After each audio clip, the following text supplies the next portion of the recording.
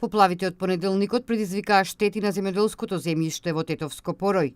70.000 метри кубни нанос од земја и песок условија прекин во сообраќајот на патниот правец Тетово-Јажинце, а зафатија и 50 хектари плодна почва. Жителите бараат помош од владата. По посетата на подрачјето од страна на премиерот Зоран Заев, како и неколку ресорни министри, синоќа на владина седница се донесени мерки за справување со оваа непогода и помош на населението.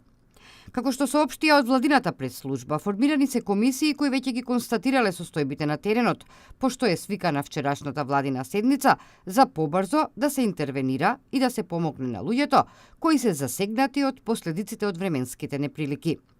Дирекцијата за заштита и спасување и општина Тетово се задолжени веднаш да ја отпочнат постапката за расчистување на наносот на овој фреквентен пат, во што владата препорача да помогне и армијата на Република Македонија.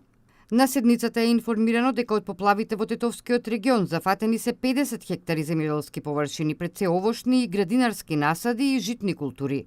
Министерството за земјоделство, шумарство и водостопанство е задолжено да ја отпочне постапката на прибирање барања од земјоделците за надомест на штети, пошто надлежни комисии ќе излезат на терен за увид на штетите и висината на средствата потребна за нивно обештетување.